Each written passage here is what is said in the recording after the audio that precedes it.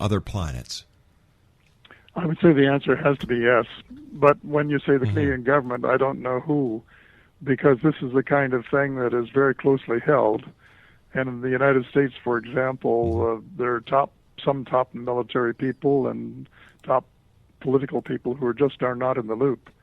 And so consequently, it's on a need-to-know basis. And even the President of the United States is not allowed to know some of the things that have been going on for the last few decades.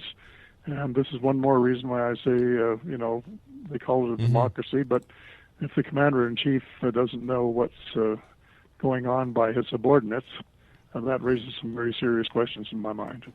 Sir, Go ahead, sir. Another website that we haven't mentioned that I'd like to get on the record. Sure. That's www.victoryfortheworld, all one word, victoryfortheworld.net.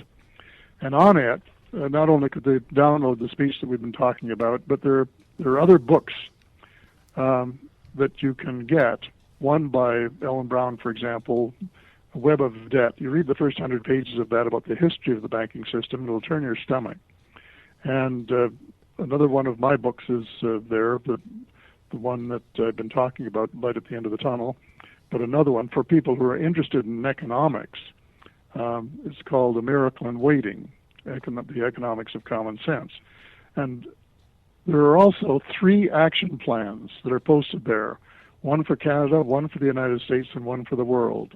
And if you go to the action plan, it gives you a list of things that you might consider doing if you were really concerned about the future of the world. And people often say, well, what can I do? Well, we put these action plans up so that they answer that question. It tells you what you can do if you feel like doing it. And I'm not in the business of selling books, but my book, Light at the End of the Tunnel, is a good book if you really want to know what's been going on in the world in the last few decades, why we're in so much trouble, and who's pulling the strings, because there are people that pull the strings. Why it's a good book to take a look at, and it gives you a pretty comprehensive view, and quite a few American readers have said that they've learned more about their own country from the book than they knew before.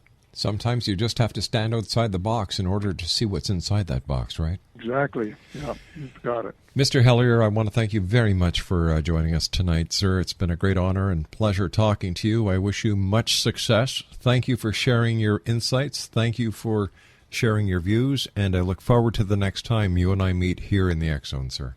Thank you for giving me the opportunity. My great pleasure. And once again, thank you for all that you've done to make this a great country. You're very kind. Thank you. X-Zone Nation, my guest this hour has been the Honourable Paul Hellyer. A couple of websites, www.paulhellierweb.com and www.victoryfortheworld.net. Don't forget, X-Zone Nation, we're going to publish in its entirety the speech that Mr. Hellyer gave at the International UFO Congress in Scottsdale, Arizona earlier this week, entitled Global Fraud, Global Hope. I'll be back on the other side of this commercial break with the news as the X-Zone continues. We're right here from our studios in Hamilton, Ontario, Canada. My name is Rob McConnell. Don't go away.